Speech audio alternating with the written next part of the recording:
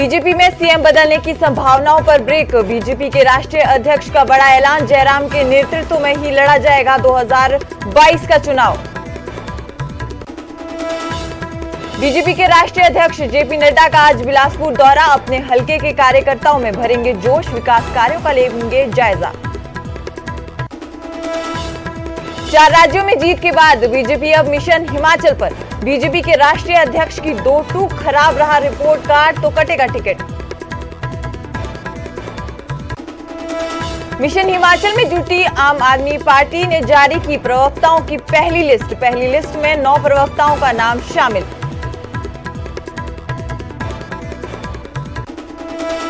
अनुराग ठाकुर ने मनीष सिसोदिया पर ली चुटकी, कहा जो खुद मुख्यमंत्री नहीं बने वो दूसरों पर ना करे बयानबाजी। भयंकर गर्मी से मिलेगी राहत, हिमाचल मौसम विभाग ने जताई बारिश की संभावना, 12 और 13 अप्रैल को हो सकती है बारिश।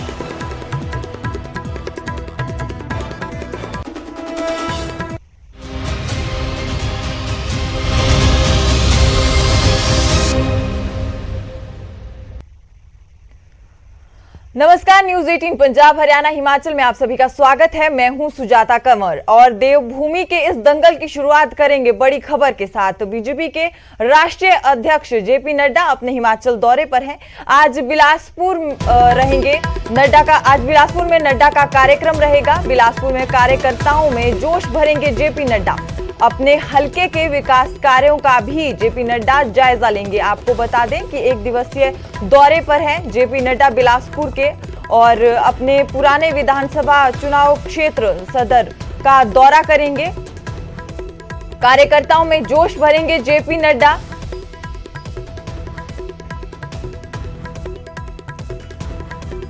अपने हलके के विकास कार्यों का भी जेपी नड्डा द्वारा आज जायजा लिया जाएगा।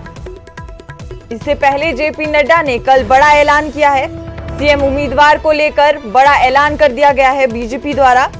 जेपी नड्डा के नेतृत्व में ही बीजेपी इस बार 2022 के विधानसभा चुनाव लड़ेगी।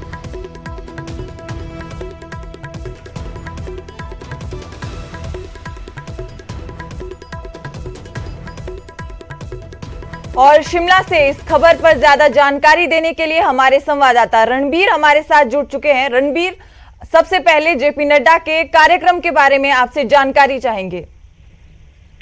जी हाँ, देखिए जेपी नड्डा का आज जो है तीसरा दिन है। शनिवार को वो यहाँ राजधानी शिमला पहुंचे थे। आज करीब 15 जो है बैठकें वो करेंगे।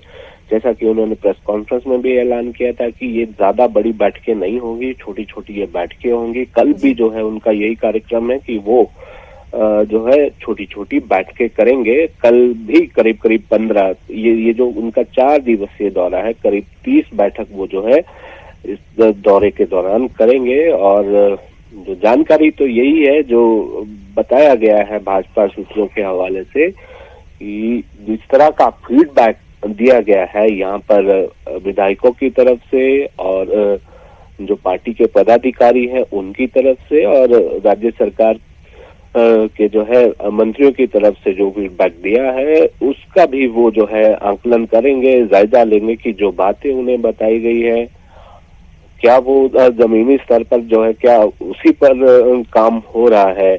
और साथ के साथ ये भी वो देखेंगे कि किस तरह की कमियां जो है संगठन के भीतर अभी है और क्या कुछ और करने की जरूरत है।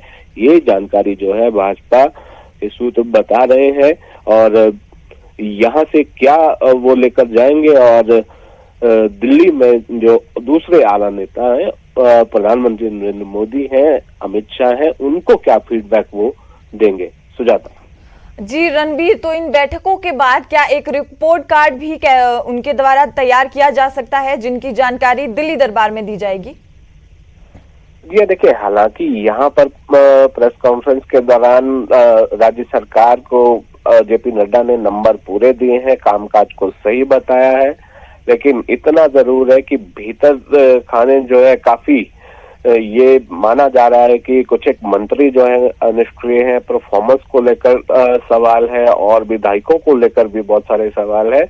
जिस तरह की खबरें निकल कर आ रही है कि टिकट जो है कुछ मंत्रियों के कट सकते हैं और कुछ विधायकों के टिकट कट सकते हैं।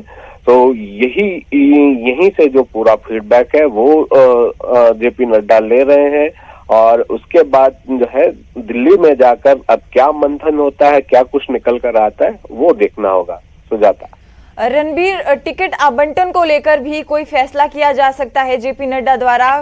कुछ कयास क्या इस बारे में लगाए जा रहे हैं? क्योंकि सीएम उम्मीदवार का तो पहले ही ऐलान कर चुके हैं जेपी नड्डा, वो बता चुके हैं कि जयराम ठाकुर के नेतृत्व में ही चुनाव लड़ा जाएगा। तो ऐसे में अब टिकट आवंटन को लेकर भी क्या वो कुछ निर्णय ले सकते हैं? जी देखिए, अभी ये कहना जो है थोड़ा जल्दबाजी होगी, लेकिन भाजपा के भीतर जो है इंटरनल कई तरह के सर्वेज होते हैं, और जिस तरह से यहाँ पर उनके प्रभारी हैं, जो उत्तर क्षेत्र के प्रभारी है भाजपा के, जो उपाध्यक्ष है सौदान सिंह, वो लगातार हिमाचल आते रहे हैं और यहाँ पर लगातार फीडबैक वो ले रहे हैं। और उसके अलावा प्रभारी और सह प्रभारी हैं भाजपा के, वो भी जो है उनकी ओर से भी फीडबैक जो है जेपी नड्डा को अलग से दिया गया है। अभी जो है थोड़ा समय लगेगा कि टिकट आवंटन, तो अभी जो है अभी कोई ऐसा प्रश्न नहीं है, लेकिन हाँ, जहां जहां जिस में कमी है, चाहे वो विधायक है, चाहे वो मंत्री है, उसको लेकर जो है जरूर मंथन किया गया है और चर्चा जरूर हुई है। तो अब आने वाले समय में देखना होगा कि किस तरह की परिस्थितियां बनेंगी, और यहाँ से जो फीडबैक निकला है या किसी को सुधार के लिए कहा गया है, तो क्या कुछ गुंजाइश जो है जिसके लिए बचती है। जी शुक्रिया रणबीर हमारे साथ बनने के लिए और हमें इस खबर पर ज्यादा जानकारी देने के लिए। तो हिमाचल को लेकर ये बड़ी खबर कि एक दिन के दौरे पर जाएंगे बिलासपुर जेपी नड्डा, और देखना ये होगा कि इसके बाद किस तरह का फैसला उनके द्वारा लिया जाता है।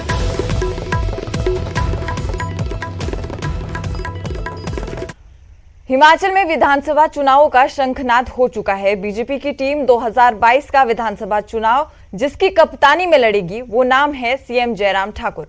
पार्टी के राष्ट्रीय अध्यक्ष ने ये ऐलान कर दिया है।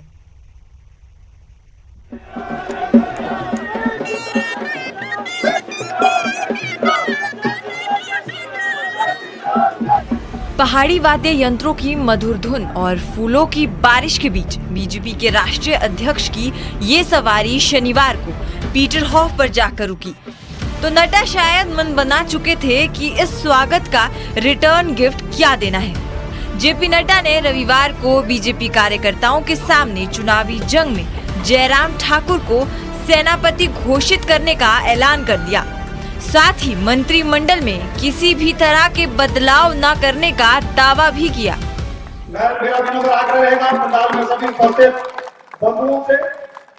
जयराम ठाकुर जी के नेतृत्व में सरकार अच्छी चल रही है, पूरी ताकत से चल रही है, और आगे इनके ही नेतृत्व में सरकार चलेगी। बीते साल उपचुनावों में हुई करारी हार के बाद बीजेपी के सीएम बदले जाने की चर्चाएं शुरू हो गई थी, और इस आग में घी डालने का काम किया दिल्ली के डिप्टी सीएम मनीष सिसोदिया ने। लगा के भारतीय जनता पार्टी के राष्ट्रीय अध्यक्ष और उनकी पार्टी के केंद्रीय मंत्री अनुराग ठाकुर जी, जेपी नड्डा जी उधर, और हिमाचल के भावी मुख्यमंत्री उम्मीदवार अनुराग ठाकुर जी, इन्होंने रात को 12 बजे अपनी दुनिया की सबसे बड़ी पार्टी में उसको गले में बाहें डाल के उसका स्वागत किया है। खैर, विरोधियों के बार बार अनुराग ठाकुर को मुख्यमंत्री चेहरा बताए जाने पर अब जेपी नड्डा ने विराम लगा लिया है। अब देखना ये होगा कि मुख्यमंत्री जयराम ठाकुर पर फिर विश्वास जता चुकी बीजेपी इस फैसले से कितने फायदे में रहती है। शिमला से रणबीर सिंह, न्यूज़ 18 हिमाचल। तो बात करते हैं आम आदमी पार्टी के। आम आदमी पार्टी ने प्रवक्ताओं की पहली लिस्ट जारी कर दी है। आपको बता दें कि लिस्ट में 9 प्रवक्ताओं का नाम शामिल किया गया है। पांवटा साहिब से मनीष ठाकुर को सूची में जगह मिली है। शिमला से एसएस जोगटा और गौरव शर्मा का नाम शामिल किया गया है। मंडी से मुनीश शर्मा, सिराज से संतराम का नाम शामिल है। बिलासपुर से पूर्व डीजीपी ईश्वर देव भी सूची में शामिल है। धर्मपुर से सुरेंद्र बंधु और चंबा से निर्मल पांडे का नाम शामिल किया गया है। धर्मशाला से कल्याण भंडारी को इस प्रवक्ताओं की सूची में शामिल किया गया है। तो आम आदमी पार्टी ने अपने प्रवक्ताओं की पहली सूची जारी कर दी है।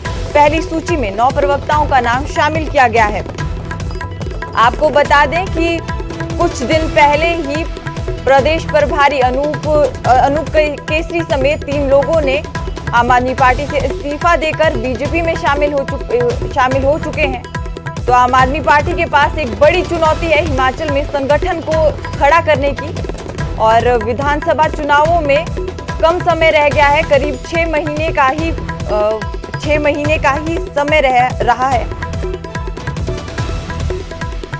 जिसके लिए आम आदमी पार्टी ने अपनी प्रवक्ताओं की पहली लिस्ट जारी कर दी है और पहली लिस्ट में 9 प्रवक्ताओं का नाम शामिल कर दिया गया है।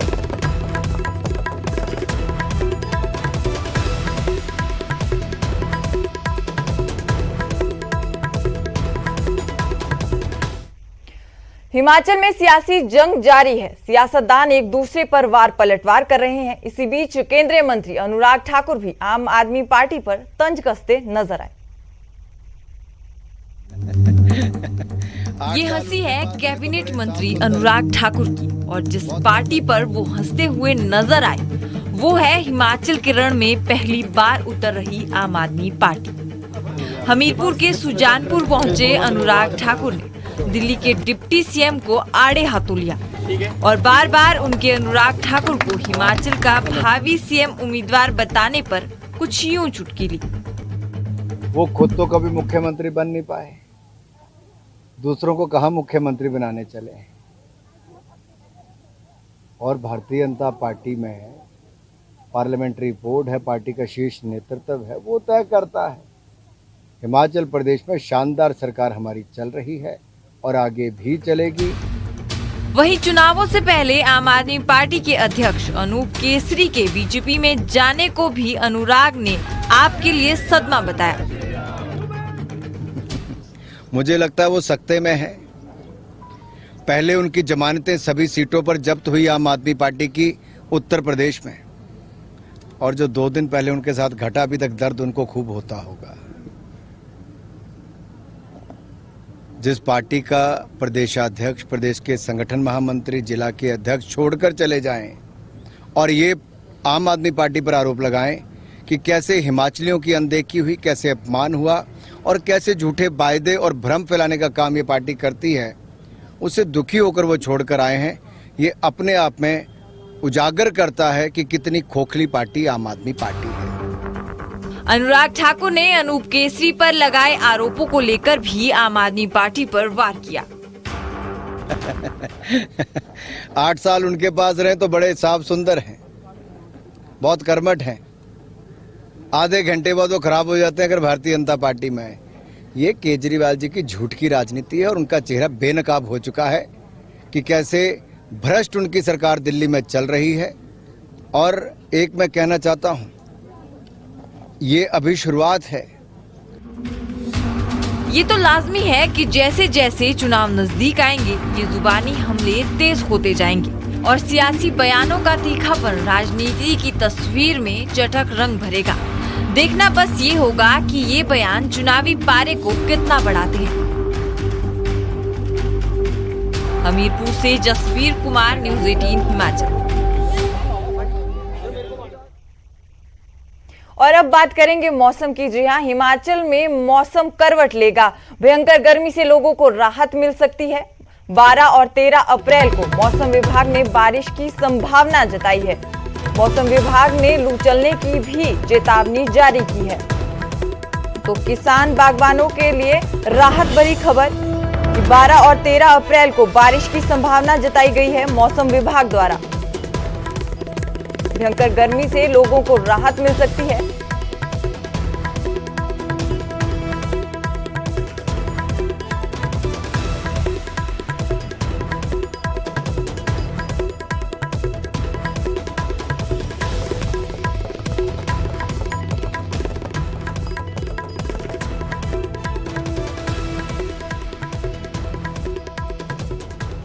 देवभूमि में एक तरफ सियासी दंगल सजा हुआ है तो वहीं भयंकर गर्मी से परेशान लोग यहां की वादियों के बीच पहुंच रहे हैं।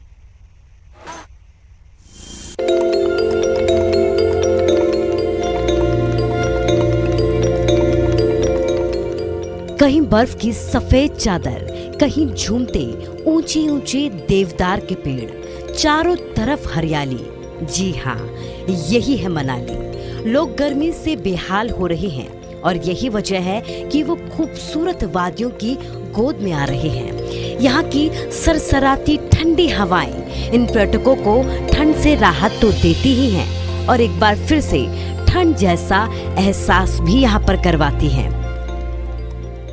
अब मैं गुड़गांव से आया हूँ, वहाँ तो एक्सट्रीमली हॉट वेदर है और मैं मनाली में अभी सेकेंड टाइम आ रहा हूँ और ये बिकॉज यहाँ का वेदर बहुत ही कूल रहता है और आपको काफ़ी स्नो देखने के लिए मिलती है। स्नो में अलग ही रहने का अलग मज़ा है एक्चुअली, क्योंकि यहाँ वहाँ बिल्कुल ड्राई वेदर और पोल्यूटेड है और यहाँ बिल्कुल क्लीन और बिल्कुल जो ठंडा वेदर है, तो उसमें मज़ा लेने का अलग ही वो है। मनाली एक बार फिर से पर्यटकों से गुलजार होती जा रही है। गर्मी बढ़ने के साथ ही मनाली में पर्यटकों की संख्या भी लगातार बढ़ रही है और न सिर्फ मनाली बल्कि हिमाचल के कई जगहों पर पर्यटक गर्मी से राहत पाने के लिए पहुंच रहे हैं, सुकून के लिए पहुंच रहे हैं, शांति के लिए पहुंच रहे हैं। मुंबई से वेदर काफ़ी अलग है मनाली का। मुंबई बहुत गर्म है इस समय, वहाँ पे 35 और 40 डिग्री के बीच में वेदर हो रहा है। सो बहुत गर्म है, ह्यूमिड है, मतलब बाहर जाना मुश्किल है। Compare to that Manali is much more cooler और आजू बाजू स्नो है, हरियाली है, बहुत डिस्टिंक्ट वेदर है मनाली और मुंबई में। पर्यटकों के आने से पर्यटन कारोबारी भी खुश हैं, क्योंकि पर्यटकों के पहुंचने से उनके कारोबार को कहीं न कहीं एक संजीवनी मिलती है। साथ ही पर्यटन सीजन भी अब शुरू हो गया है। ऐसे में आपको यहाँ पर हर किसी के चेहरे पर एक प्यारी सी मुस्कान देखने को भी मिलेगी।